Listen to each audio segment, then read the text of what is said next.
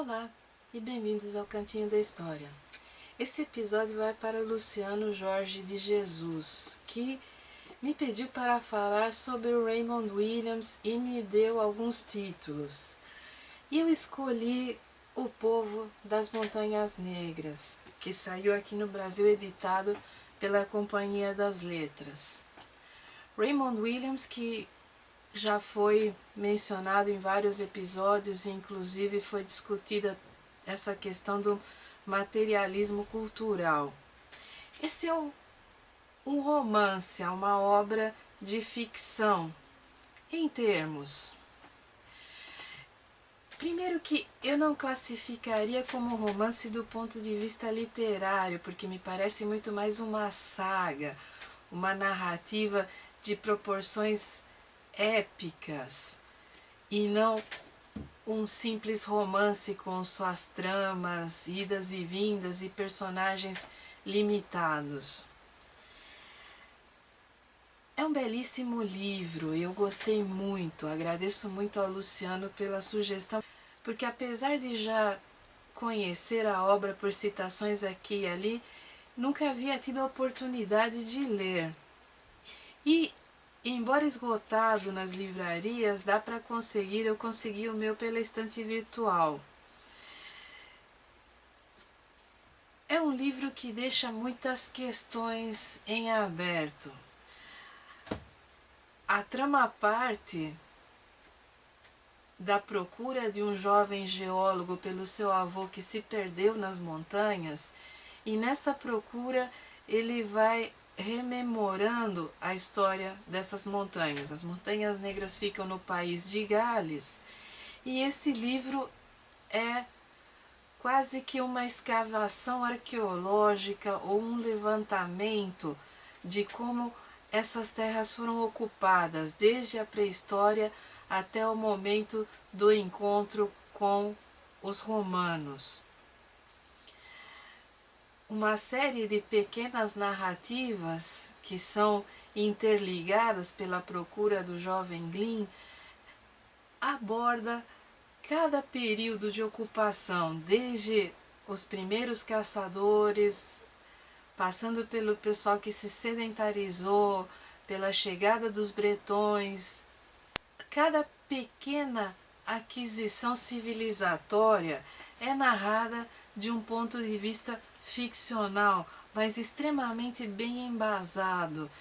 Quer dizer, você lê, você sabe que os personagens que estão no livro são ficção, mas você percebe que o processo civilizatório só poderia ter acontecido da maneira como está sendo narrado.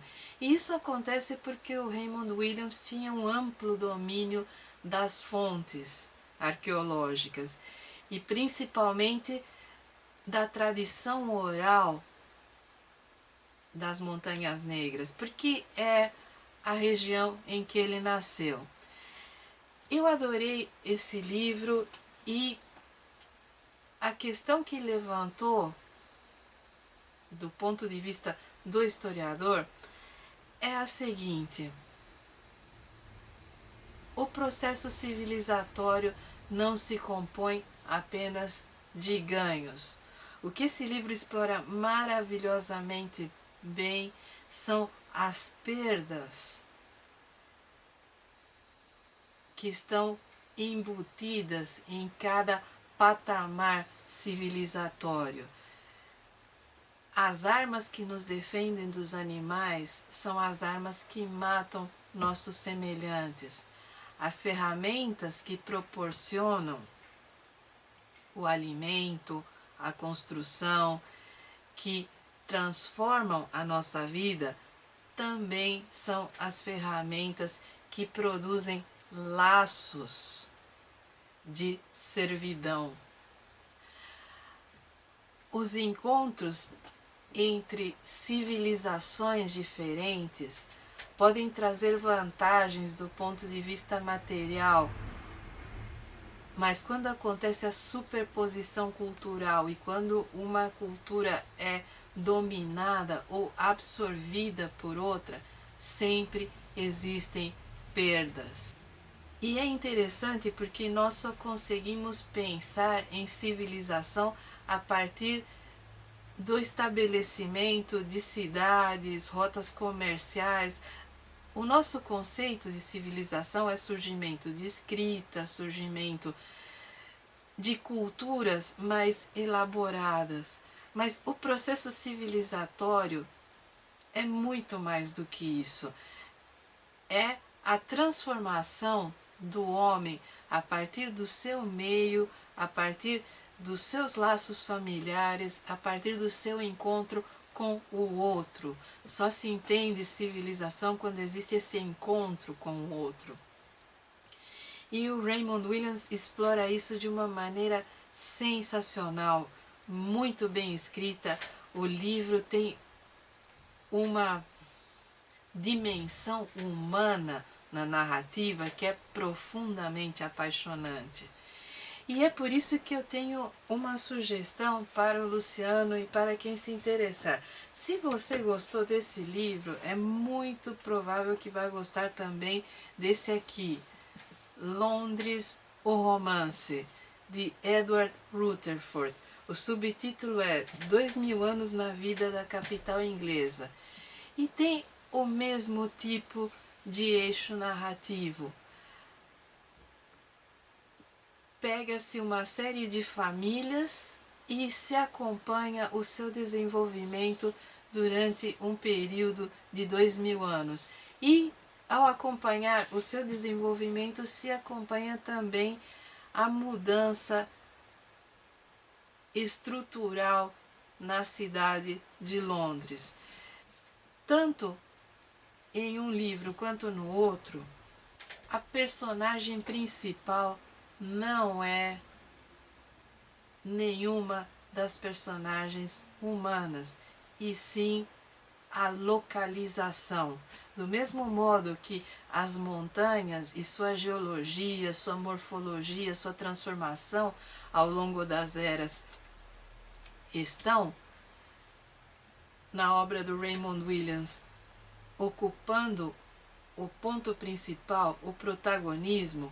No caso do Rutherford, é Londres, é a cidade que é a personagem por excelência, suas transformações, suas aquisições, a contribuição que cada grupo humano que chegou acrescentou à memória da cidade e à sua formação. Tudo isso é explorado de uma maneira muito legal de se ler, porque eu tenho recebido críticas de pessoas que não são da área de história, que dizem que os livros dos historiadores são difíceis de ler, que eles não são escritos para o grande público. E é claro que se você está lendo um livro acadêmico e você não é da academia, o livro não foi escrito para você. Você pode até considerar um livro bem escrito, perceber suas nuances e gostar desse tipo de livro, mas ele é um livro acadêmico, e se você não é um acadêmico, é provável que a linguagem possa parecer enfadonha, é provável que o modo como o texto se articula não faça sentido para quem não está participando de uma discussão historiográfica. A vantagem quando um historiador escreve um romance histórico é que, se ele for um bom escritor, também, além de um bom historiador, você vai ter um romance sólido. Muitos escritores de romances históricos não são historiadores, mas como são bons escritores, os seus romances históricos são plausíveis. É o caso do Érico Veríssimo, é o caso do próprio Leon Uris, que embora seja um escritor de best-sellers, era um camarada que entendia muito de história. Agora, tanto o Raymond Williams quanto o Edward Rutherford escrevem bem, e isso faz com que um público que não é da área, um público leigo, consiga entender muito melhor nesse tipo de obras como se dá a passagem e o devir histórico, como se transforma a memória, como existem lacunas, lapsos e como você pode ter uma sucessão de povos no mesmo local e em alguns momentos um não vai saber nada do que aconteceu 20 gerações atrás, como a memória se perde, como a história não é uma linha contínua. E é isso que torna essas obras interessantes. Da mesma maneira que eu tenho outras sugestões que talvez interessem ao Luciano e a quem se interessa pelo período da pré-história. Existe um filme de 1981 chamado Guerra do Fogo. É um filme produzido na França e o diretor é Jean-Jacques Annaud, que é o mesmo diretor do Nome da Rosa. O Nome da Rosa, que também é um romance histórico totalmente ficcional, escrito pelo Umberto Eco, mas que é tão bem escrito que você pode aprender muito mais sobre história com ele do que com muito livro didático. E o filme do Annaud também é sensacional. Mas A Guerra do Fogo é um filme perfeito para quem quer entender esse período de aquisições civilizatórias, do momento em que os seres humanos estão se sedentarizando e começando a produzir uma cultura que já não é nômade, o modo como eles se encontram com outras famílias, outros clãs, as trocas, o comércio, como é que surge o domínio do fogo. É um belíssimo filme.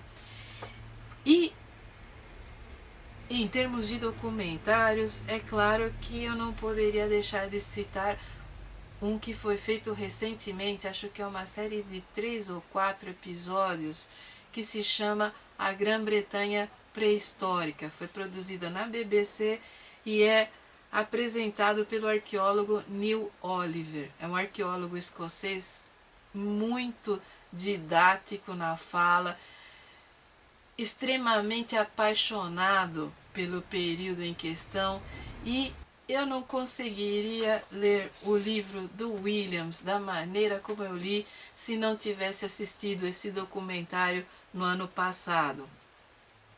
Então, eles se complementam. Essas são as minhas sugestões: o Rutherford, o filme do Annaud, A Guerra do Fogo, e o documentário do Neil Oliver, A Grã-Bretanha Pré-Histórica. E é claro que eu sugiro para todo mundo, tanto leigos quanto aficionados pela história e pela pré-história, a leitura do Raymond Williams.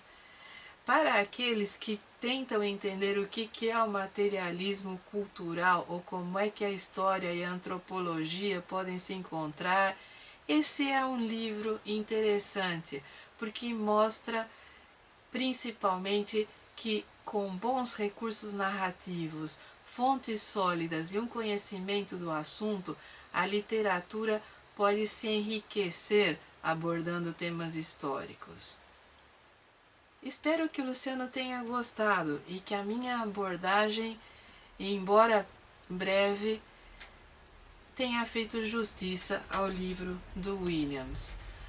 E vocês já sabem, qualquer pergunta, qualquer dúvida, vocês me encontram lá no Facebook, na página Cantinho da História ou no meu blog que vai passar por aqui. Se a sua pergunta for de fácil resposta, eu respondo lá mesmo na página. Se ela tiver algum fator de interesse, pode virar um vídeo e é postado aqui no canal. Eu demoro, mas respondo.